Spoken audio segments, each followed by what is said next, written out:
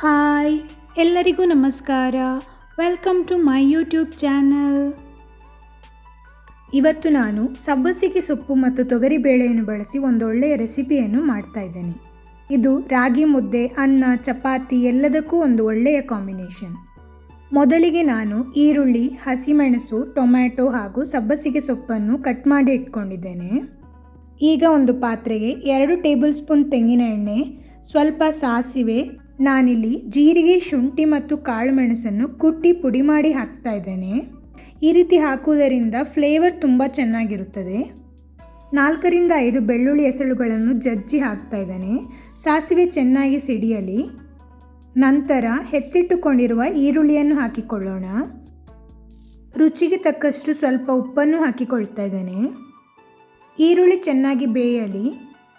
ಈ ರೆಸಿಪಿಯ ಕನ್ಸಿಸ್ಟೆನ್ಸಿ ಸ್ವಲ್ಪ ದಪ್ಪವಾಗಿ ಮಾಡಿದರೆ ಚಪಾತಿ ಜೊತೆ ಸರ್ವ್ ಮಾಡ್ಬೋದು.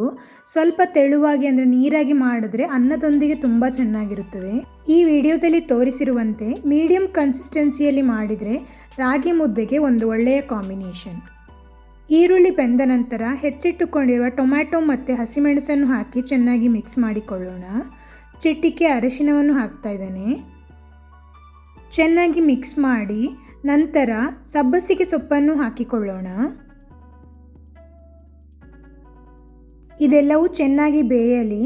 ನಾನಿಲ್ಲಿ ಬೇಳೆಯನ್ನು ಬೇಯಿಸಿದ ನೀರನ್ನೇ ಹಾಕ್ತಾ ಇದ್ದೇನೆ. 3ರಿಂದ 4 ನಿಮಿಷಗಳ ಕಾಲ ಚೆನ್ನಾಗಿ ಬೇಯಲು ಬಿಡಿ. ಇದೀಗ ಆಲ್ಮೋಸ್ಟ್ ಬೆಂದಿದೆ. ನಾನು ಈಗಾಗಲೇ ತೆಂಗಿನ ತುರಿ ಮತ್ತು ಕೊತ್ತಂಬರಿ ಸೊಪ್ಪನ್ನು ಹಾಕಿ ಪೇಸ್ಟ್ ಮಾಡಿ ಇಟ್ಕೊಂಡಿದ್ದೆ. ಅದನ್ನು ಈಗ ಇದಕ್ಕೆ ಹಾಕ್ತಾ ಇದ್ದೇನೆ. ಇದು ಆಪ್ಷನಲ್, ಇದನ್ನು ಹಾಕಲೇಬೇಕಂತ ಏನೂ ಇಲ್ಲ, ನೀವು ಸ್ಕಿಪ್ ಮಾಡ್ಬೋದು. ಚೆನ್ನಾಗಿ ಮಿಕ್ಸ್ ಮಾಡಿ ಎಲ್ಲವೂ ಹೊಂದಿಕೊಳ್ಳಲಿ.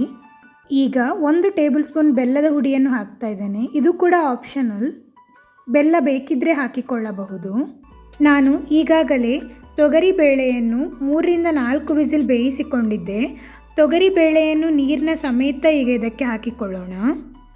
ನಿಮಗೆ ಎಷ್ಟು ಕನ್ಸಿಸ್ಟೆನ್ಸಿ ಬೇಕು ಅದಕ್ಕೆ ಅನುಸಾರವಾಗಿ ನೀರನ್ನು ಹಾಕಿಕೊಳ್ಳಬಹುದು. ನಾನು ತೊಗರಿಬೇಳೆ ಬೇಯಿಸಿಕೊಂಡಿರುವ ನೀರನ್ನು ಕೂಡ ಒಟ್ಟಿಗೆ ಹಾಕಿಕೊಂಡಿದ್ದೇನೆ. ಚೆನ್ನಾಗಿ ಮಿಕ್ಸ್ ಮಾಡಿ. ಉಪ್ಪು ಮತ್ತು ಖಾರವನ್ನು ನೋಡಿಕೊಳ್ಳಿ. ಕಮ್ಮಿ ಎನಿಸಿದರೆ ಸ್ವಲ್ಪ ಹಾಕಿಕೊಳ್ಳಿ. ನನಗಿಲ್ಲಿ ಸ್ವಲ್ಪ ಕಮ್ಮಿ ಎನಿಸಿತು, ಹಾಗೆ ಸ್ವಲ್ಪ ಉಪ್ಪು ಮತ್ತು ಮೆಣಸಿನ ಹುಡಿಯನ್ನು ಹಾಕಿಕೊಳ್ತಾ ಇದ್ದೇನೆ.